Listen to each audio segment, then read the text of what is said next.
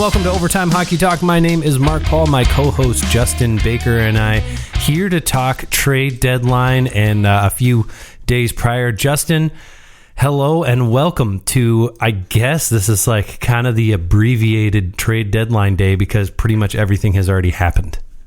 Yeah, trade week. Trade deadline week. Yeah. Yes. There we go. Is that what we're going to go with from now on? Trade deadline week? I like it better, to be quite honest, and I wish more teams would start pulling triggers. I mean, obviously for you and I, it gives us a little bit more to talk about during the week, so we don't have to Yeah, it makes it a lot easier to break down some of these trades and then start another show. I know the last time that we talked, it was February 27th, so it seems like forever ago in terms of how many trades have been made. I think the last trades that we talked about the Jake McCabe trade with Toronto, and Riley Stillman going to Buffalo was our, we've refreshed our page right before we were logging off, and we chimed in on it. February 28th comes, and holy smokes, there's a lot of moves since February 28th. I don't even want to count all the trades that have been made, but it's definitely dozens, and we're going to just jump right into it because we've got a lot to cover. We're not going to cover some of these, an AHL player for a draft pick, which is essentially, hey, we're trying to shift around contracts, unless it has something to do with, another trade that maybe happened. We'll toss it in, but if we do talk, we'll skim kind of over them. But February 28th, I think it brought about a trade that we have been talking about for 3 years. Jesse Puljujarvi, how long have we been talking about him being dealt? Yeah, really. Pre-COVID time, so maybe about 3 years. All right. Yeah, true. The way that we measure time now, was it before COVID or after? Had I placed a mask over my face or not by that point? Yeah, that's the Puljujarvi.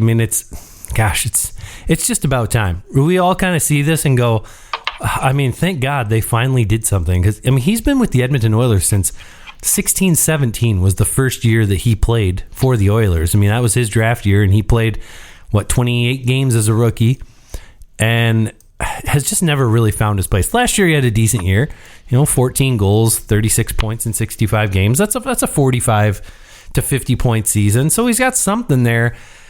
What is going to be the difference between Edmonton and Carolina for Puljujarvi? Yeah, I think sometimes, one, it's just change of scenery, right? And it's definitely warmer. We can say that without any doubt at all. We want to sound smart.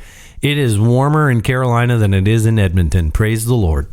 Yeah, and you know what? I think sometimes too with a lot of these younger kids nowadays, literally there's just a big mental hump that some players just need to get over, right? And so a change of scenery will do that sort of thing for a lot of guys. Ron Francis will do that sort of thing for you. Yes. Now you got a hump you need to get over. Ron Francis will become your new hump. Will he ever? Now the question is, again, right? You've been playing with Draisaitl and McDavid for a while, and Nugent Hopkins. Now he's not going to get those types of centers. Sebastian Aho, yes, but obviously I don't think he's going to be playing on a line with Sebastian Aho to start. So you have to imagine Jordan Staal, Kotkaniemi, whomever, Paul Stastny he's playing with, right? These are the guys that are going to center him, and so is that enough to spark a fire, right? Or is it just the change of scenery that's going to do it? But for a lot of these younger players, right, when they struggle for so long, and then of course, for the last few years, you just had this weight on your shoulder of is he going to get moved? Is he going to get moved? And so you can't really, sometimes it's just hard to focus on playing the game when you have that kind of distraction around. And so I think for Puljujarvi, right, it'll be good to reset and go somewhere else where there's not a lot of pressure, because let's face it, Carolina's not the same kind of hockey town as Edmonton is. And not only that too, but I think now for Edmonton, right, they get rid of a guy who basically scored 5 goals this season, and they get rid of that cap hit because there's other moves that they want to make, and we'll see that later on in the week here. They make those moves, but essentially, for league minimum, you can go out and find 5 goals, right? So for the Oilers, they don't really. I can score 5 goals. Do you think I could score 5 goals? Exactly. Could I find my way to that? I don't know. If you put me as big and slow as I am on a line with Leon Draisaitl, I guarantee you I'll score 5 goals. I like to think I could, at least. Yeah, exactly, right?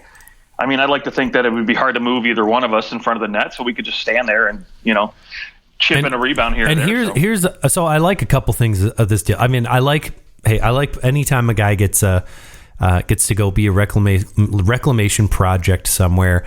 I think Carolina is a great place to do it. They have a good team. He's not going to have any expectations. They trade Patrick Pustola, who was a 3rd round pick in 2019. So essentially, he's a mid-level prospect. Pustola is not really a guy who does a whole lot else except for score goals. He's a sniper.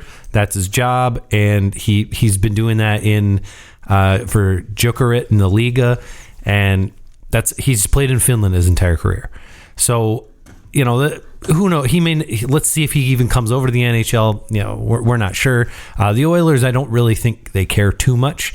I think they just wanted to rid themselves of that $3 million. But perhaps having a guy who you have the signing rights to, who is just a goal scorer, man, maybe you take a flyer on him, and that's a nice guy who ends up playing alongside one of your 2 guys who can pass the puck better than almost anybody in the world, and you see if he can become something, which is more than you can say about Puljujarvi, who was given every opportunity to play with them, couldn't score. Like you said, 5 goals. And I mean, I like the trade for both teams. For Carolina, they have the cap space, and Puljujarvi it didn't really cost them anything other than that cap space. He is an RFA at the end of the year, so that is, I guess, the one thing, and he's eligible for arbitration. But Carolina can take us to arbitration, and if they don't like the outcome, they can just let him walk. It's right. Real, but if he gels really well, and they can get him signed to a deal for a couple years, less than $3 million would be my guess. But if they can get him signed to a somewhat long, like short-term deal, I think that would be ideal for them as well, because they do have a couple other contracts coming up, like a Jesper Fast and Derek Stepan. You've got some holes in your lineup up front. Obviously, Max Pacioretty's a UFA, and Andre Kasha's a UFA. They took flyers on them, so I think that taking a flyer on a guy who's 24 years old is a lot easier of a sell than it is when you go after someone who's 32. Right. Okay. And this too, Puljujarvi's Finnish, and so is Kokaniemi. So maybe there's a little little buddy there. So who knows? Maybe it works out. I like it. Anaheim gets a 3rd round pick for Henry Thrun to the San Jose Sharks. Minnesota Wild, they go out and grab Marcus Johansson. I believe this is his 2nd time as a Minnesota Wild for a 3rd round pick, and this is the 2nd time that he's been dealt at the deadline, 2 years in a row. At the deadline, he has he's been around. He played for the Washington Capitals for the first 6 seasons of his career, and then 7 seasons, and then he goes to the Devils for a couple years, gets traded to the Bruins at the deadline, and then he goes to the Buffalo Sabres, the Minnesota Wild, the Seattle Kraken, traded back to the Capitals at the deadline last year. Plays for the Capitals, actually had a decent year playing 3rd line minutes, 13 goals, 15 assists in 60 games. Gets dealt to the Minnesota Wild.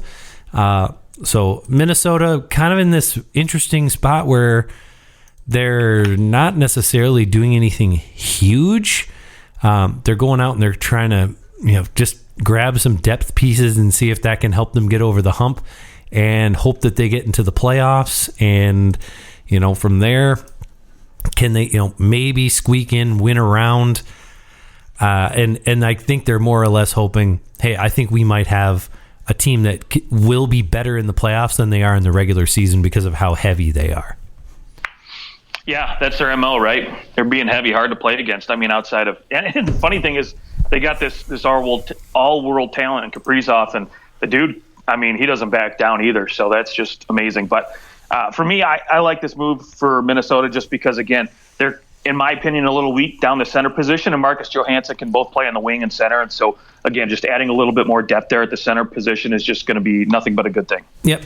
The Capitals were not done this day. They also grabbed Rasmus Sandin from the Leafs for Eric Gustafsson and a 2023 first-round pick that they got from Boston in the Dmitry Orlov trade. So the Capitals kind of doing this, flipping Gustafsson, who's a UFA. He definitely is a a 5'6" defenseman with some offensive upside to maybe quarterback a second power play or something, and a good depth defenseman for the Leafs. Rasmus Sandin kind of becomes expendable after all the defensemen the Leafs brought in, and to get back a first round pick right now, kind of out of the blue for Sandin. I like the move for Toronto. I really like the move for Washington. I like Sandin a lot. I feel like he's done everything to prove that he's an NHL defenseman, and he just kept dropping down the lineup because the Leafs kept bringing in different guys, and I think that long term Sandin's a nice gamble for the Caps. Yeah, you said it right, long term, and I think that's what Washington's looking at, because really you looked at their defense, and outside of Carlson, and at this point we hadn't really seen Nick Jensen re-sign, but I mean, they really didn't have any long-term options at defense. And I think they probably knew Jensen was close to signing at this point. Sure. Yeah. But I mean, again, this is still just a great option because, again, you don't want to necessarily, especially with Ovi and Backstrom at the age that they are and stuff, you don't want to go and say, hey, we're just going to go full rebuild, right? So you try to bring in younger pieces. This is like a pure retool. Right, exactly. If there's any team that needs it, it's this team. And they clearly know they're on the outside looking, and they're likely not going to make the playoffs. And if they do, they know they're not going to go deep. So, you know what? Go and get some pieces, sell off some of your assets here. So I love this move for both teams because, one, Toronto, right? They basically have no draft picks at all over the next few years. I mean, they've dealt any draft picks of significant value. So to be able to get a first-round pick back, even though, again, it is going to be a very late first-round draft pick, but still with this depth of prospect pool that we have in this draft, it's still going to be a good pick to have. And so, yes, they have a logjam of defensemen. So to be able to get a first-round pick and Washington gets a long-term option, it's going to be great. And to get a guy who has 38 points this season on defense. Right. I mean, he's having a fantastic year. And I think the Leafs, their second power play unit, can use a guy like Gustafsson, and to have a little bit of offense. He does a nice job replacing Sandin because Sandin does have that a little bit of an offensive ability as well. So I think you get him. He's cheaper. He's going to walk at the end of the year. He's a little bit older than Sandin is. What is he? He's 30. Yep. Doubtful the Leafs re-sign him. He'll probably go and get a pretty nice deal in the offseason. Let's say he ends up with 45 points at the end of the year. I mean, for a defenseman, you're probably getting paid between $3 and $4 million just based off the point production. But yeah, and then of course getting that first round pick. I think a lot of people thought, are the Leafs going to use this first round pick now and just flip it again and go out and grab someone else? That obviously is not the case unless some trade comes down through the pipeline that we don't know about yet. Sometimes that happens late, but I think it's 5 p.m. right now. So the trade doors have been closed for a couple hours. So we'll see if more happens, but it doesn't look like it. It looks like the Leafs are they might use that they might not make that pick still, but for now they're going to walk into the offseason with at least a first round pick, which is I think a really shrewd move by Dubas too, knowing that, hey, I might not be here, but I don't want to leave the cupboards bare. And you know what? If I am here, I definitely want that first round pick. There's some confidence in that pick. I think. I think if you have someone with less confidence, they're not keeping that pick. They're going out and they're going to trade for anyone they can to be able to just bring in another good body to stock the cupboards even further. But it's good that they're still thinking about the future there. As well, the Leafs basically, they trade a third round pick to get Luke Schenn, and they get a third round pick in 2024, the following year, to get rid of Pierre Engvall. Engvall, $2.25 million, just a little bit too much for what he provides, and because of all the shifting around, somebody had to go out, so Engvall is the guy who goes, the gazelle back there, and then of course the Leafs bring in Luke Schenn, who was drafted by the Leafs back in 2008, a minute ago, and apparently he's very excited to be back with the Leafs. Well, yeah, why wouldn't you? I mean, you're coming from Vancouver basically, and then you get to come over to a team that, in my opinion, is going to be one of the favorites for the Cup here. So, yeah, it's a good move. I like Luke Schenn. He brings a very defensive defensive game. And, again, the Leafs got, now I think between, Gustafsson and Riley and Gio, they got enough guys back there that can play some good offensive minutes, Yep. So now you get a guy who can give you some really solid defensive penalty kill minutes. You've got your Jake McCabe, you've got Luke Shen now too. There's Yep. two guys that you can, and Brody. So you've got three guys who are really more defensive minded, and then you're right, like a Gustafsson. You've got Liljegren, who's more of a two-way guy, I would say, and then Riley definitely is your premier offensive defenseman. At least, he definitely, I mean, what was it, 2-3 years ago? He scored like 19 goals or 17 goals. The goals were down, but he, obviously is still a threat to produce offensively. I mean, I get it. You're kind of passing the puck off to a few other guys who are just better at scoring because it's Nylander and Marner and Matthews. So I understand that. But yes, all those moves by the Leafs, 3 in a row there on the 28th. Definitely. I mean, they changed half their defensive core in like 2 days, right. which is very abnormal. And I think you saw the effects of it Wednesday night against the Edmonton Oilers. The Leafs drop, they lose 5-2, and they looked a little lost here and there. And Shen wasn't playing yet, and then it was that Thursday night where everyone was in. Every single new player that they had acquired was in the lineup, and they go and they beat Calgary 2-1.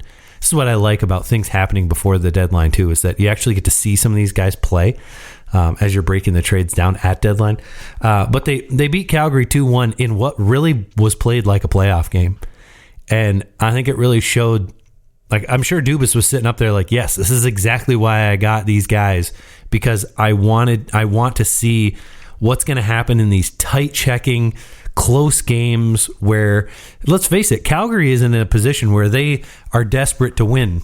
And if you can walk into another team's barn in the second night of a back-to-back after getting railed over the coals by the Edmonton Oilers and Connor McDavid, go into Calgary and play better defensively than the Flames with your backup goaltender, not just your backup goalie, like your fourth string goaltender. That's a good sign. That's a sign that you probably made a good decision. At least in the short term, it looks that way. And I think it'll take a little bit of time for them to fully gel and like have the offense clicking with them as well, but certainly a good sign early on.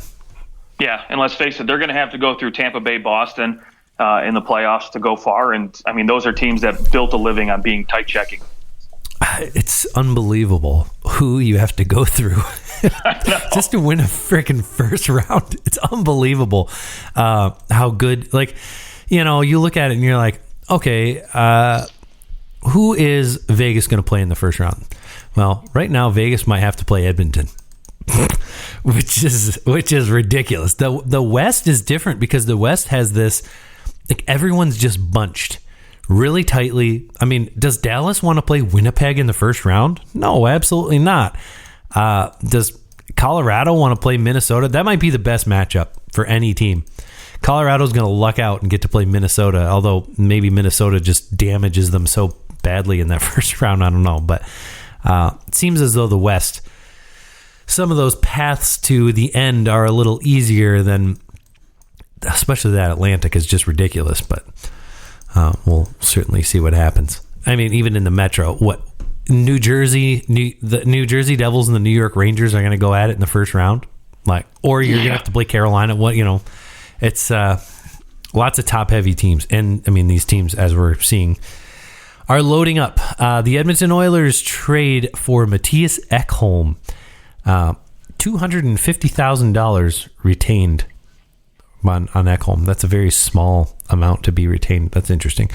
And a 6th-round pick for Tyson Barrie, Reed Schaefer, and a 1st-round pick and a 4th-round pick. Love this deal for the Oilers. What are your thoughts? Yeah, I'm with you. I mean, listen, we know they've had some deficiencies on defense, and that was a big question mark for them, right? So they had to make a move. And let's face it, I like Tyson Barrie. I think he's a quality offensive defenseman, but really, I mean, he doesn't play the two-way game like, Matthias Ekholm does. And we've seen in the past what he means to Nashville come playoff time. and during the regular season what he can bring. And Tyson Barrie, right? He's going to bring the offense, and I think Nashville has lacked that. But where he falls in long term with that club is to be seen. But in the meantime, with Ekholm, obviously they've got him under contract now, so they got a guy who is going to bring a great two-way game and bring a little bit more defensive prowess on that back end, which I think they'll desperately need. And because listen, they can go out and score 6-7 goals every single night. I don't think that's going to be a problem for Edmonton. It's when you get in those tight checking games like what we just talked about with the Leafs, where they need that defenseman who can really shut down and lock it down and play 25 minutes a night against guys like in the West. I mean, guys like Jack Eichel or whomever they have to play in the West. Yeah, this trade it's a beautiful trade in terms of those two players moving, because Ekholm helps the Oilers' defensive deficiencies. Barrie helps the Predators' offensive deficiencies from the back end. It's a pretty good swap. Yep. The masterclass in trading was just shown by David Poile, because he took his old buddy Ken Holland and squeezed a first-round pick and a fourth-round pick for, I know that Ekholm has a lot of value, but man, Tyson Barrie puts up lots of points. He's efficient in what he does. Like, he's good at what he does, and he's younger. He's younger. He only has 2 years left, or like a year left on his deal after this. So, hey, if it works out, great. Nashville could re-sign Tyson Barrie. If it doesn't, then that's fine, and that works out with like moving into a potential rebuild. You can flip Tyson Barrie next year at the deadline, eat half of his deal, and you can go and get even more for Tyson Barrie at the deadline next year. And Edmonton is locked into Matthias Ekholm for another 3 years after this, and there is no telling when Matthias Ekholm, based on the way that he has played his entire career, that the 32-year-old Matthias Ekholm could, when do you start to see the signs of decline in Ekholm, which I think in some respects you have begun to see that a little bit already. I don't think to the point where he's not still a really good player. I don't think that he was who he was 4 years ago, but I think this is a great trade for Nashville. They're rid of that contract. They're not competitive anyways. So, man, to get a first round pick and to get somebody who can come in and help you and get more assets for him later, just love the trade. What a beauty send off for David Poile as the GM of the Predators. Let's go to the Minnesota Wild. They grab Gustav Nyquist. Half his salary retained, so he comes in at 2.75. They give up a 5th round pick that is Boston's 5th round pick, i.e. a 6th round pick for 2023 to the Blue Jackets. And from what I understand, this is likely Nyquist is just a hope he makes it back for the playoffs.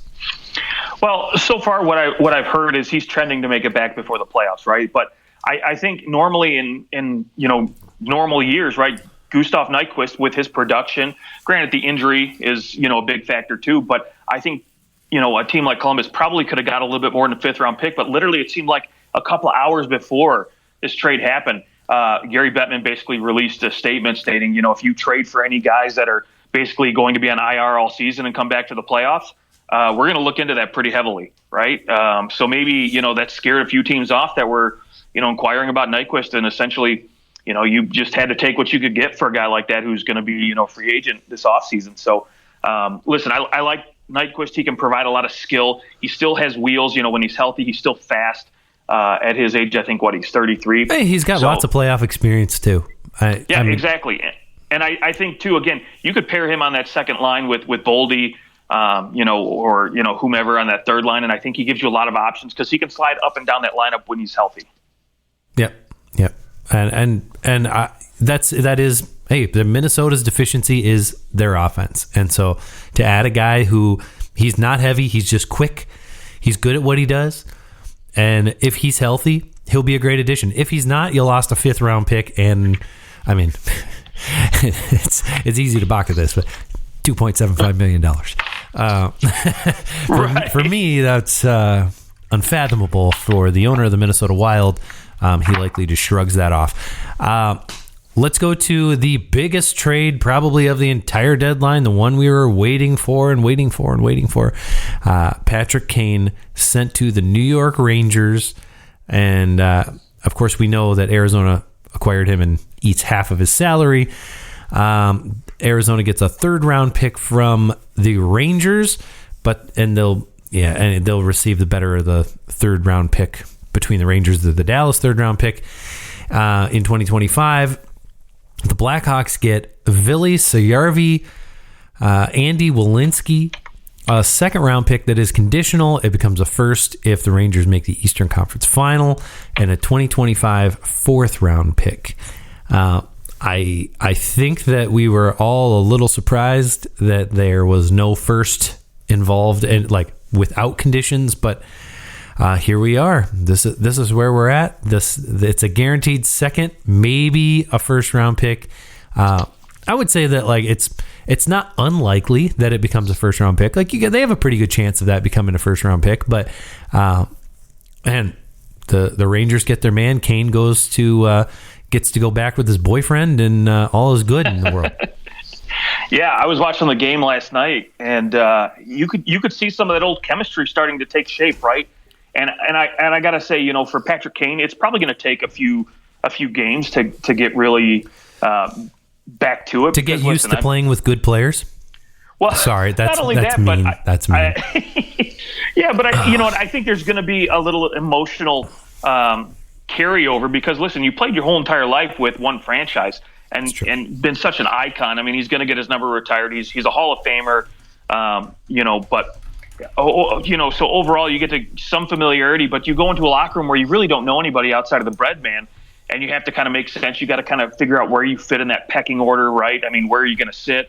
All these things that go along with it. So I think, after a few games, he'll get comfortable again, and I think you'll start to see that chemistry develop even more so with Panarin again, because listen, they're both still very, very talented players.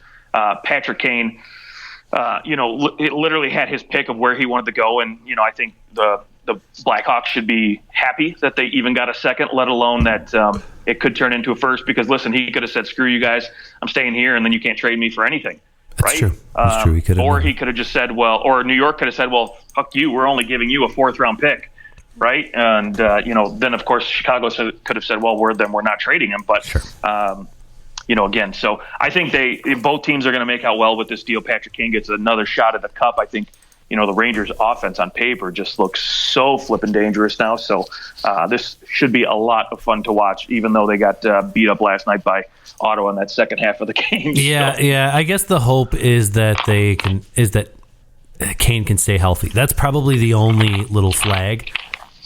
Right. Which also may be the reason that we're talking about a second-round pick and not a first-round pick. If he had been healthy all year and had been producing the way that he typically does, if he was on another 92-point season pace, I think you're seeing a different deal. But because of the injury, the Rangers are owed a little bit of a cautionary condition on that pick.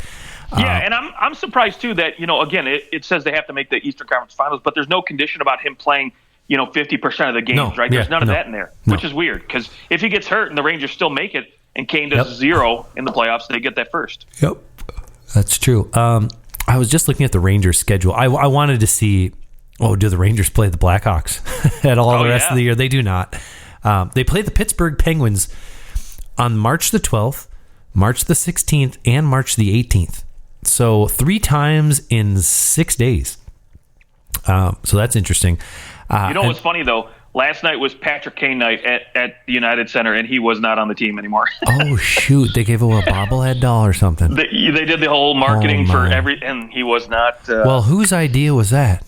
Exactly. Who's like, let's do it the day before the trade deadline for a guy who's a UFA. Oh, my goodness. Okay. I also notice here that, it shows you all the games and then what channel they're going to be on. Since when was there hockey games on the Disney Channel? Say what? I'm looking at Tuesday, March the 14th on ESPN.com and the Rangers schedule, and it shows ESPN and the Disney Channel for that game against the Washington Capitals. Oh, no. I'm confused. I'm confused. I don't watch the Disney Channel, so I guess I wouldn't have ever been watching it, and why is there hockey on this channel? But yeah, I'm confused. Disney Channel is going to show a game against the Washington Capitals. But anyways, I'll digress on that. We'll get back to trades. I think that trade is a good one for everyone involved. It just needed to happen, and I'm glad it's over. Yep. I guess we're on to the trades that caused some tears. Jonathan Quick dealt to the Columbus Blue Jackets for a conditional first-round pick and a third-round pick for Jonas Korpisalo and Vladislav Gavrikov. The conditions in that first, if the Kings don't qualify for the playoffs, Columbus will receive a second-round pick in 2023 and 2024. I don't know. What would I rather give up? One first-round pick or two second-round picks? It's let's just include the next trade with Jonathan Quick. Obviously, he was not happy being dealt to Columbus. He basically came right out and said, "Yeah, I'm not playing for Columbus," and then he goes and gets dealt to the Vegas Golden Knights. So this is a very interesting move here. To go and grab Quick and then to flip him. I really like it. I feel like more teams should do it. Hey, let's take an asset and who maybe he has a higher salary of $5.8 million, and let's weaponize that. And I really like this move by Columbus. I think it's really smart. Yeah. I mean, look, we know Korpisalo wasn't going to be around long term, and he was going to go sign somewhere else, and they get that first round pick for Gavrikov, who was, the big defensive prize this season. So, listen, I like it for LA as far as, one, you get an upgrade in goal. Yes, you lose a franchise icon in Jonathan Quick, right? I mean, that was obviously you saw with Drew Doughty and Kopitar coming out and saying just plain sucks, right? You expected to finish your career with this guy. And well, they would have if he didn't suck. Well, yeah, that's the thing, right? He was just he's had like today. 3 years to get his crap together, and he just has not been good. He was okay last year, but he just has not been good. And what do you want? And you got Korpisalo sitting staring you right in the face, who's a guy who's top 10 goalie in the league since December the 8th, I believe it is. Right, a .913 save percentage on just a shitty team in Columbus that can't seem to stop the puck. And I believe that after December, his save percentage is a top 10, is like 9.2 something. So he's been phenomenal, and the Kings have gotten terrible. Even Phoenix Copley, who's saved the Kings season, if they had Korpisalo statistically, they'd probably be first in the Western Conference. They've been that good. Very well could be, right? I mean, so yeah, I love this move from an LA perspective, right? You get a good defensive piece to put on the left side, and you get a good goaltender to work with Phoenix Copley. And then, of course, for Jonathan Quick, right? Obviously, he's just – it'd be like, you're on a potential Stanley Cup, challenger, and then you got to go play for Arizona like we're all, good players go to die. And the graveyard, yeah. Why would you want to go there? But, I love the move for Vegas, though, if I look at it, because, look, don't get me wrong, I think Logan Thompson has been great this year, and Aiden Hill's been good. Not great, but good. But, again, none of these guys really have playoff experience. And so when you have a guy like Jonathan Quick, again, I'm not really sure, what LA or what Las Vegas has in their mind as far as who's going to get that playoff start. I imagine it'd be Logan Thompson. But, if he falters just a little bit, you've got Jonathan Quick, who I think can still, has something to prove. I think he would like to go out this season and, at least go off in the playoffs. Oh, I mean, at this point, I hope that the Kings and the Knights play each other in the playoffs, and they go, you know what, Quick, you see these guys that gave up on you? Go out and destroy them. And he just goes out. He knows the book on all these guys right. from LA. So. Well, they know the book on him too, I guess. I don't know. I don't know what the bigger advantage is, but I was surprised that the return for Quick was so small from Vegas. Really, just a 7th round pick and Michael Hutchinson. Well, nobody had the money to bring him over. That needed a goaltender, so that's why. Okay, so I think that kind of puts the Kings in a pretty great spot. I think probably out of any team in the NHL that needed a goalie, it was the Kings, and they get their guy, and hopefully Korpisalo fits their system, and that really could put the Kings over the top. They may have just very subtly become the favorite in the West. Yeah, I guess maybe that maybe diamond in the rough. Colorado. Maybe not everybody's going to pick them, but they certainly could win the Western Conference and be in the Stanley Cup Finals. That'd be crazy. It'd be such a quick turnaround from a team that was totally rebuilding, but I really like what they're doing. The Avalanche get Lars Eller in a very Avalanche move for a second round pick with the Capitals. Lars Eller just seems to be the kind of guy that Colorado would just go sneakily bring in and watch Lars Eller play on their second line and just rip it up. Boy, wouldn't they like that, right? I mean, don't get me wrong. I think JT Compher has been holding his own as the second line center, but come playoff time, I don't know if he's the guy you want there. And I'm not sure if Lars Eller is the guy I want there either. But the difference is, right, Lars Eller comes in. He's got a Stanley Cup pedigree too. He's won. He knows what it takes to compete, and he was actually good during that run there for Washington. So maybe this is a sneaky good move for Washington, and they're going to make me eat my words on this one. But I just personally, for me, I was a little disappointed in Washington. I think they need to go out and make a bigger splash. You mean Colorado? Yeah. Sorry. Okay. Colorado needed a bigger splash at center. This is really the only move that they made. Right. From a forward perspective. I was expecting a bigger name to come in and he certainly doesn't replace Nazem Kadri. Right, exactly. They just haven't been able to do that, and that's, I think, they had to do something. They had to bring in a decent player who can play. He's not a bad player. Do I think that he's going to move the needle a ton for them? No, but they needed some depth at that center position. It gives them that, and they're still really good, especially once Landeskog is fully healthy. Decent move by Colorado, but they were, compared to last year's deadline, very quiet. Very quiet. They make this trade for Lars Eller. The Detroit Red Wings get a first-round pick that is conditional, but the conditions are not here. I don't see them, but apparently a first-round pick that's conditional and a second-round pick that's Vancouver's for Philip Roenick and a fourth-round pick of Detroit's to Vancouver. You're a Red Wings fan. I mean, the Red Wings, obviously, after getting blown out in those two games against Ottawa over the weekend, I think that kind of sealed the fate of the Red Wings. They go and they deal a few guys. This is the first one of a couple. And your thoughts on getting a first and a second for Philip Roenick? Yeah, I think when you look at the conditions of that pick, right, because this is the Islanders pick, I think there were those conditions to whether it would be their own first-round pick if it's not in the top 12, or if it was going to be Dallas's, I think it was. So the Islanders are going to send one of their two picks over to Vancouver, and Vancouver's essentially sending that pick to Detroit. So that's what the condition is. Gotcha. Now, as far as, look, they got, like you said, they got slammed back-to-back games against Ottawa, and it was pretty much at that point Yzerman said, you know what, okay, we're not ready yet. We're not ready to compete in the playoffs, so let's go ahead and get what we can get. Make some moves here. And look, I like Philip Hronek. He's a really good, second pairing defenseman. And looks like he could end up with close to 50 points by the end of the year. And that is no small feat for a defenseman.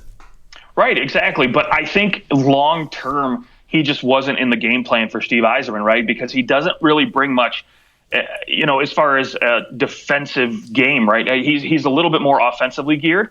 At this point in his career, he struggled, last few seasons when it comes to the defensive side of the game. But I think in Vancouver, right, you pair him with the right guy, and they've been looking for younger defensemen, and you get a good first-round pick, a second-round pick out of this. And then if you're Detroit, right, there's got to be a long-term game plan as far as what you're going to do with that cap space, that extra $4 million you're saving. And so I think Steve Yzerman's probably got an idea of what he wants to do with it, whether it's, he maybe had some grand scheme to make some more moves at the deadline here that maybe just didn't happen, or maybe he's thinking, you know what, I want to go after this guy in the offseason, so I need that extra cash. Yeah, and maybe that's what they use the picks for. He may not use these picks. They may be used to bring in someone else.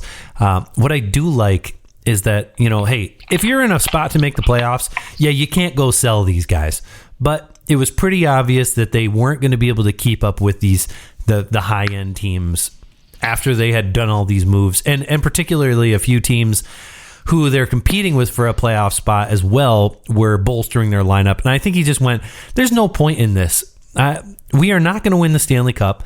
And if I get first round picks for these guys, for Roenick, and we'll see later Tyler Bertuzzi, if I can acquire picks and make those picks, I'm in the camp that he's going to make these picks, that you're just going to, he's loading up the cupboards. And when these guys, when the Red Wings in 2 or 3 years are securely in the playoffs, they're in these spots. They don't, if they, maybe they have these other picks that they'll go and make, but then they have these players that they drafted in 2023 and 2022, 2024, to use as their team gets better. And they need those players on entry level deals who are good players as 19, 20-year-olds. And it is these moves where you're going to look back and go, holy crap, we dealt Philip Hronek for this player who's now making an impact, making $850,000 a year, when they actually do have a cap squeeze because they have good players that they have. Right, and that's the thing, right? Steve Yzerman, coming from Tampa, knows what the value is in those guys who are making league minimum or, $1.5 million and can still produce, right, at a rate that's, far above what their cap hit is. Yeah, you need those ELC guys on your roster. It's just so many teams have rookies on their team because the amount of money that they make in comparison to their production is so worth it. So I really like that move. The Shane Gostisbehere sent to the Carolina Hurricanes. So the Hurricanes loading up on a couple guys here. They get him for a 3rd-round pick in 2026. I feel this is a great move. I think Shane Gostisbehere, this is like one of the slide under the radar kind of deals because here's a guy who can put up points. I think in this system he'll be sheltered a little bit, sheltered really nicely, and to get him for a 3rd-round pick in 3 years, that's like you don't even like. You're not even going to notice that pick, right? And Shane Gostisbehere could make a big difference come playoff time. Yeah, and that's the thing, right? I think again, their offense, their ability to score offensively is really top heavy. So getting a guy like Shane Gostisbehere who can go in and maybe play with your 3rd or 4th lines, because he's going to probably pair up on that 3rd pairing. So he's going to get minutes with those 3rd or 4th line forward groups, and to be able to, again, like I've always said, offense starts from the back end, and to be able to feed the puck up to those guys, where guys like maybe Calvin DeHaan and Brady Shea just aren't as good as Shane Gostisbehere is. Yep. And then not only that, but then you add that value to what he can bring on the power play with that second unit. It's just invaluable. And like you said, for a 3rd-round pick, that's virtually, going to be, unmemorable. Right. You can get that back, no problem, if you really want it back. Let's go to one of the bigger trades of the day. Arizona again. They finally trade Jacob Chikrin to Ottawa, where he was seemingly very happy to go to. It is for a 2023 first-round pick, a 2024 second-round pick. Both of those have conditions, and then a 2026 second-round pick. The conditions, the 2023 pick, if it's top 5 protected, and if they do get the top 5, then it's a 2024 unprotected first-round pick. On the second-round pick, that is Washington's. If Ottawa makes it to the conference finals in 2023, the pick becomes a 2024 first round top 10 protected. If the pick is a top 10, the pick becomes Ottawa's 2025 first round unprotected. Lots of crazy conditions. Probably none of them will happen. The only one that there maybe is a small chance would be that Ottawa somehow, gets into the top 5 because they barely miss the playoffs, they win the lottery, and they end up in the top 5. That would be the only seemingly logical one. I don't see Ottawa making the 2023 Eastern Conference Final. I don't think so. I don't know that they'll make the playoffs still, but that's besides the point. What do you think of this trade? Yeah, listen, I think Ottawa needed another defensive, top 4 defenseman on this team, because don't get me wrong, I think Shabbat's great. Artem Zub, he's okay. But, Jake Sanderson's still developing, so you hope that he's going to continue to develop. But and I think he will. I think he's going to be a great top 4 player for them. But, again, I think they needed somebody else back there. Jacob Chikrin, when healthy, is definitely it. He was the prize to acquire, and he definitely I'm actually kind of surprised that Arizona didn't get as much as they had been holding out for. Pierre so Dorion he held out and held out and held out. Remember earlier in the year, it was like, Chychrun's going to go to Ottawa. And I don't think they were willing to give up 2 firsts without these conditions. I mean, these conditions are, I'm sure he was like, all right, fine. Yeah, we don't care. If we make the Eastern Conference Final, sure, you can have our first round pick. Right. Now, that means things went real well with Jakob Chychrun. He knows that's not likely to happen, so I don't think he's too worried about it. But and the fact that Ottawa gave up no actual assets, they didn't give up a roster player, they didn't have to give up a prospect, so all the guys in their system remain where they are. They give up a first round pick in 2023 in this deep draft. That's a thing, but it's also top 5 protected. So I think he did his job overall, and he gets the only player, but definitely maybe one of the best players acquired here on and around the deadline. So kudos to Ottawa. It finally happens. We finally don't have to talk about Chychrun. There's a few of these deals where I feel like we've been talking about him for years. The only one that didn't happen was Matt Dumba. Matt Dumba still, now he's going to become a free agent, but we'll never have to talk about Matt Dumba, Jakob Chychrun becoming free agent or being traded. At least, so there's that. We're gonna kind of scoot right along here. We'll move past some of these deals that have happened just for lesser players. I want to jump up to the Nashville Predators trading a Michael Granlund for a second round pick to Pittsburgh with no salary retained. For my money, this is the worst deal of the day. And that's on the Pittsburgh Penguins because Michael Granlund, I don't think, does what they need. And my goodness, he is signed for another 2 years after this one at $5 million. He's got 36 points. I know he's playing okay for Nashville. I don't know that the role that he's going to be put in Pittsburgh is going to make him worth $5 million a year. Yeah, that's the question mark, right? Where is he fit? And look, I think that if you're Pittsburgh, you bring in a guy who clearly was, I don't want to say overproducing, but I think he produced a little bit more than what I expected him to produce in Nashville last year. He put up, I think, 64 points. His best year in 4 years, and really before that, he'd been producing a 30-point-esque season. Right. But I think from a Pittsburgh standpoint, they're hoping that he brings a little bit of that to their third line with Heinen and Jeff Carter. But I think long-term wise, they're hoping that maybe he can slide in a top 6 role because Jason Zucker's obviously, not going to get re-signed, I don't think, unless he takes a big discount. So I think long-term, he's a guy who I think they feel can slide in, into that top 6. So maybe he can play alongside Malkin, develop a little bit of chemistry with Brian Rust too. And then maybe you have still a quality top 6 forward group, but because, Michael Granlund can still take faceoffs, he can still skate. So as long as he can do those things, I think playing with Malkin, you could still find a way to produce. But, again, in the short term on that third line, it's an overpayment in my book. It'll just be, what we see how the next couple of years from him. Should have probably had Nashville retain some salary in that one, in my opinion. Yeah, I would have too. But especially giving up a second round pick for a guy that, really nobody else was going to probably deal for at this point. So now I guess the issue with the retained salary, here's the problem. You can only retain 2 players' salaries, 2 active players' salaries. Now, they retained $250,000 on Matthias Ekholm's contract, and that is through 2025, 2026. So through that time, they can only retain 1 more player's salary during the next 4 seasons, 3 seasons after this. So if they were to do that and retain salary on Granlund's, they wouldn't be able to retain any salary until 2025. Yeah, so and I guess if you're going through a little bit of a rebuild, retool, right, you need that want flexibility. That open. Yeah, you want that open at the deadline to be able to do that if you need to. But, hey, kudos once again, David Poile, making other general managers look dumb, although I don't know that Ron Hextall needs a lot of help with that. We don't make friends on this show. Okay, the Boston Bruins. They here's your Red Wings again. They acquire Tyler Bertuzzi at 50% salary retained, $2.375.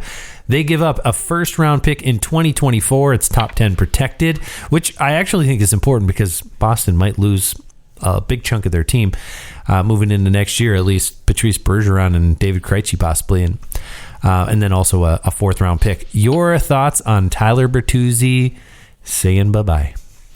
Yeah, it's bittersweet. I mean, he's been a great soldier for the Red Wings. I think he's one of those guys that every team loves to have because he's a little bit of sandpaper. He's a little bit of goofiness, right? But he still has skill, right, to produce. So, I think long term, maybe, just the Red Wings thought, okay, this is a guy that we're not willing, or we don't maybe think that he's worth this kind of money because, we've seen it with the injuries this year, and we just don't think that's who he's going to be, over the next few years. So we're not willing to give him the $7.5 million maybe he wanted. And so you look at this and you say, okay, we've got an opportunity here, because I think,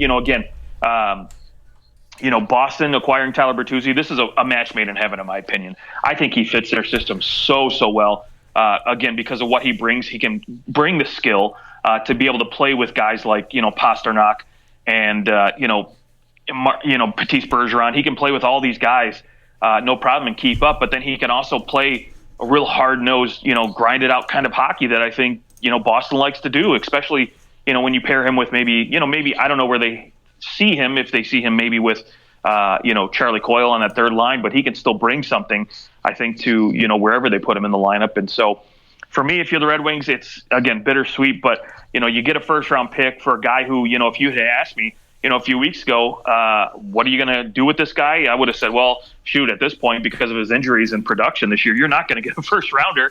And lo and behold, Steve Yzerman, yep. You don't pick up the phone when Yzerman calls you or when you call Yzerman back. You don't do that because he's gonna take a first rounder from you. Yeah, well, and we're about to find out how good Bertuzzi actually is. I think that's he's got an opportunity. He's gonna be on a big stage with Boston. It's likely that they're gonna be, making a charge to the Stanley Cup Finals, and he's gonna be thrust right into it. So we'll see what kind of production he has. I mean, like you said, was Detroit willing to give him $7 million? No. Could this playoff run make teams willing to give him $7 million? Yes. We've seen it before. So Tyler Bertuzzi, good luck until the second round.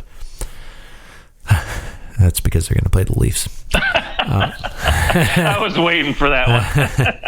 I was going to let it hang. Jacob Voracek goes to the Arizona Coyotes to pass away, and a sixth-round pick goes their way as well, and John Gillies transfers the other way. This one's weird. I thought that Voracek's contract, usually you have these ones where, the cap hits 8.2, but maybe he's getting paid peanuts. He only is getting paid $1.25 million base salary through the rest of this year, but he makes $7.5 million next year. From what I understand, from what I've seen, he may not play at all ever again in the NHL. So, I mean, we'll see. Maybe he comes back, tries to make a comeback next year in hopes that Arizona can deal him somewhere else. But this might be purely a trade to just get them over that basement hump of the cap, and maybe they deal him in the offseason. I don't know, but it seemed, I was surprised to see the salary be so high next year. It seemed, does Arizona want to pay somebody $7.5 million to be injured all year? That doesn't seem to be the type of move that would typically be made there. But they continue to, I think it was something like 57% of their actual cap hit is actual players playing, and the other 43% as just dead bodies. Not literally dead bodies, but players who aren't actually playing or retaining salary. And if you're Columbus, though, on the flip side of this trade too, listen, I think going into next season, now you've got close to $20 million in cap space.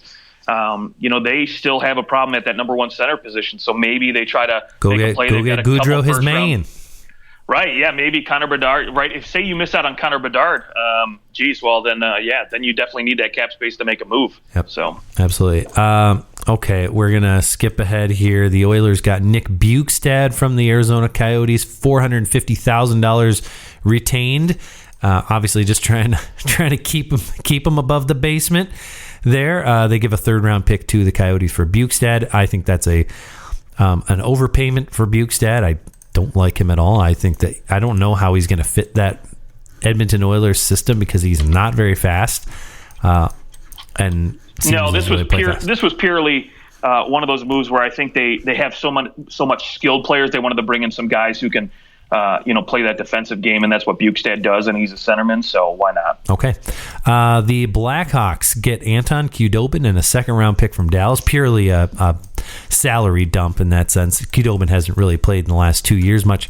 And the Dallas Stars get Max Domi. Where do you see Domi fitting in with the Stars? Yeah, that's the $1 million question, right? But I mean, personally, I think the great thing about Domi is he can play both the wing and the center position. So really, I think he would be better suited on the wing, maybe next to a guy like Tyler Seguin on that second line. Because, look, I think Mason Marchment was brought in to potentially be that guy to play on the wing with Tyler Seguin and help him produce a little bit more, but it hasn't worked out. So to me, I think he's having his best year since 18-19 where he had 72 points. He's at 49 points in 60 games. So yeah, Tyler Seguin's no joke, but I'm talking Max Domi. Oh, okay.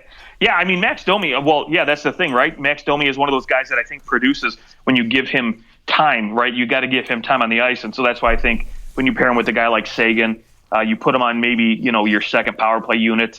I think he'll find a way to produce. Maybe not at that kind of rate. But I think, he's going to provide. Yeah, he's not going to be playing first line minutes anymore. Right. And worst case scenario, you've got a guy who can, pop in. You can throw him in your 3rd line center spot. And maybe he can play with a guy like Ty Dellandrea or, Mason Marchment there. So. Okay. One of the weirder trades of the day, Dylan McLaughlin and a 7th-round pick from the St. Louis Blues go to Detroit in exchange for Jacob Vrana and 50% of that salary retained by Detroit. So he's a 2.625 cap hit for both teams. Vrana's got 1 more year left on his deal, and he becomes a UFA. This one seems a little funny to me. The Blues dealt everybody away, and Vrana just, he gets out of the players' assistance program, and I don't know. It just seems strange all the way around. Why is Detroit ditching on this guy right now, ditching at like his lowest possible place? And what is St. Louis's end in bringing him in? That's I guess from St. Louis's perspective, they go, well, we can get a guy who maybe can score us 25 goals for $2.6 million. And Detroit, for whatever reason, just kind of they don't want him anymore. Yeah, that's the thing. Well, so there's definitely got to be something happening behind the scenes. Right now or maybe over the course of the season that's happened with Vrana, especially because how much time he spent in the AHL. He was a player assistant program. Players assistant, that's exactly it. Yeah, obviously they didn't want to deal with it anymore. Yeah, and maybe that was it, right? They just didn't want to deal with the drama. Maybe there was, again, there's always some things behind the scenes that we don't know about, especially with Yzerman because he's so tight-lipped about a lot of things. From what I read, though, this move to deal him and retain half the salary is actually cheaper than buying him out because apparently it was on the table. They were thinking about buying him out this offseason to let him walk. And so that, of course, it's only over 1 year as opposed to over the next 2 years. Yeah. When you might be competitive at that point, too.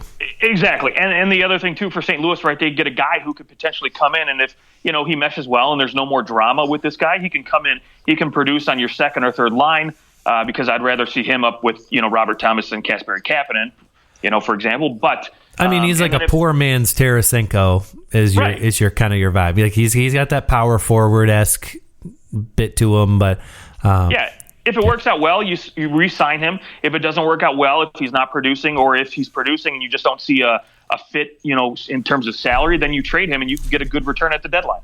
Yep. The New Jersey Devils, obviously they go out and get Timo Meier, but I really like the move going for a 4th-round pick for Curtis Lazar with the Vancouver Canucks. Lazar has not had a good year this year with the Canucks. He's not a big point guy, but I think that he does make that 4th line a little harder to play against. And, he's responsible defensively, I guess, is what the end of it is for Lazar. So I like that small move for the Devils, but for a 4th round pick, it's a nice little move. Yeah, you get a guy with a couple years left at $1 million. So yep. Yeah, that'll be a good acquisition for their 4th line. We're gonna skip ahead a little bit. Basically, the Pittsburgh Penguins get Nick Bonino back, so we have the potential for Bonino one more time. Salary retained by Montreal, and 7th round picks go places, 5th round picks go places. But essentially, the Pittsburgh Penguins get Nick Bonino. He's reunited. Maybe it's funny too because the Penguins did just go out and get Michael Granlund. So I guess Bonino is now their 4th line center. Or yeah, that's where he'll slot in. Yeah. They do a lot of. I mean, a 3-way trade to bring in a guy to bring in Nick Bonino. I would have never thought I would see the day. Vlad Nemestikov, after getting dealt to the San Jose Sharks, goes to the Winnipeg Jets for a 4th round pick. So that's a nice little depth piece for the Jets. And from here, we're got maybe the next biggest move. The Buffalo Sabres go out and they grab Jordan Greenway from Minnesota for a 2nd and a 5th round pick. What do you think about this trade? Well, I think, this was basically I think this was a piece that Minnesota had to get rid of because he's, that $3 million for the next couple seasons is going to hurt. Greenwood just isn't producing, I think, the way that Minnesota had hoped. He's going to be lower on their depth chart, probably a 3rd, 4th line guy. And to them, they would rather bring in entry-level guys than pay him $3 million because that Ryan Suter, Parise cap hit of $7+ million each over the next 2 seasons. This helps alleviate some of that. So maybe you can go out and find a diamond in the rough, much like a Max Domi this year, right, with Chicago. So maybe you can go out and acquire a guy who's a reclamation project, and you can get him on the cheap. So and Buffalo doesn't really have a guy like Greenway. No, exactly. And so yes, $3 million is a pretty penny to pay for someone who really is like he put up 27 points last year in 62 games. He's got 7 points in 45 games. Maybe you're somewhere in between that. I mean, he's been like right around 30 points. So let's go ahead and we'll clip him in at 30 points. Not $3 million is a pretty penny to pay for somebody who's putting up 30 points. But what else he brings? A good penalty killer, can just blow guys up. Like, you don't want to forget that he's on the ice when you're out there with him. He's officially the biggest guy on Buffalo. Yes, there you go. Yeah, I didn't even realize it. Yeah, he got 10 pounds on Tage Thompson, and they're both 6'6". There we go. I like the move for Buffalo. It says that, hey, he signed for multiple years after this, so this isn't just a move for today; it's a move for tomorrow. But we're only 4 points out of the playoff. Like, the Sabres are in a good position to make the playoffs, unless Ottawa keeps playing as hot as they are, 4 in a row, 7-2-1 in their last 10, and they're tied with the Sabres now. But the Buffalo Sabres have a good shot at making the playoffs, and Greenway will be a player that they're very glad to have come playoff time. Which, at the same time, you go, wow, man, Minnesota's going to miss Greenway when they're in the playoffs. So there is that.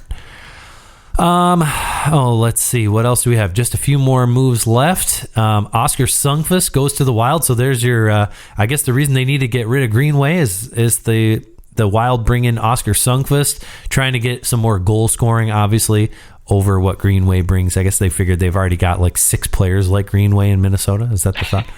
Yeah, Sundqvist brings size too, so you're not getting a small guy either. That's true. Yeah, that's true. But he can score goals a little more efficiently than Greenway can. Kulikov goes to the Pittsburgh Penguins from the Anaheim Ducks for a 3rd round pick and Brock McGinn. So Pittsburgh just kind of cements that bottom pairing defense, which I think maybe more than a lot of teams they needed to do something like this. And Kulikov, sure. I mean, nobody's gonna go partying in the streets because you got Kulikov, but there are definitely worse players to have in your bottom pairing. What else do we have here? The last few moves. Have we ever had brothers dealt for each other at the trade deadline? No, I don't think so. Brett Ritchie dealt for Nick Ritchie. So Nick Ritchie goes to the Calgary Flames. Brett Ritchie heads to Arizona. And then also Connor Mackey to Arizona. Troy Stetcher to the Calgary Flames. Your thoughts on this deal? Yeah, I mean, look, sometimes it's a little bit of a bitch slap if you're, Calgary. I think, if you would have called up Nick Ritchie and said, hey, we're making a deal for you, but, oh, sweet, I get to play with my brother, and, oh, no, fuck you, we traded him for you. So that's a little bit of a bitch slap. But what I like about this is I think Nick Ritchie is going to bring a little bit more production to their bottom six, which they desperately needed.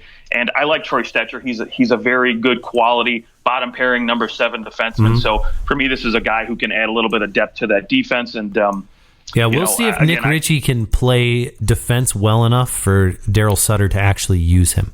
Exactly. I know you know a little bit more about him. I've got big question marks about that. Yeah. But, I mean, he brings playoff experience, too, obviously, with the Ducks and Boston. So we'll see. We'll see if he can fit in. All right, and the final big move of the day, the Minnesota Wild bring in John Klingberg at 50% of salary, so $3.5 million for Andre Schuster, Nikita Nesterenko, and a 4th-round pick. I think when the Ducks signed John Klingberg, my guess is that they were hoping to procure a first-round pick at the deadline if they weren't going to make the playoffs. Instead, they get Andre Schuster is he's fine, serviceable. He's not really gonna he's just kind of a depth piece. Nikita Nesterenko was a 6th-round pick in 2019 and has been playing at Boston College, having a good year at Boston College, by the way. But had a few good years. Yeah. But basically, a couple mid-level, low-level prospects and a 4th-round pick for John Klingberg, who not that long ago put up some pretty good numbers in the NHL. 67 points. I guess it was long ago. It was 5 years ago, but 47 points last year. Only 24 this year. Really struggling defensively, and Minnesota's got to be pretty confident in themselves to say, we think we can bring this guy in and make him a positive 5-on-5 type of player, and more importantly, can he improve our power play? Yeah, I think that's the difference right there, because I think when you bring in John Klingberg, he's obviously going to be on that third pairing D. I don't think Klingberg's going to be the guy they're going to be like, all right, go shut down the other team's top offensive guys. Yeah. And I think for the Ducks, this was a situation where, they statistically have been the worst defensive team in the modern cap era. So, again, I don't think anybody was looking at this move or looking at Klingberg and expecting him to bring that defensive aspect of his game and to not the trade. Not this year, plus minus whatever for this year. But I mean, last year playing on a very good defensive team in the Dallas Stars, he was a minus 28.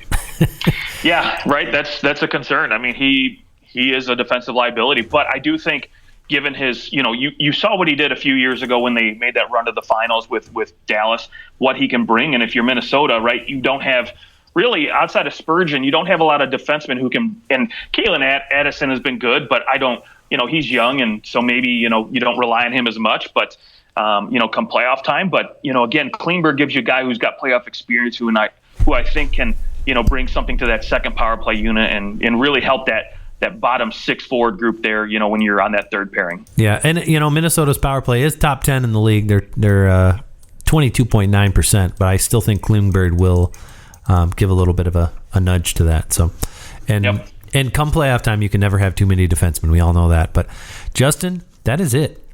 I will refresh this page just in case, because sometimes trades trickle in late, but it doesn't look like anything new has happened. So, trade deadline day, a bunch of 7th-round picks dealt, and John Klingberg. Before that, a lot of moves were made, and the top of the league got better and better, and the race for Connor Bedard is on. Yep. I don't know if you watched it, but TSN, they did like a mock draft where they had the ping pong balls. Oh, and, no, I didn't.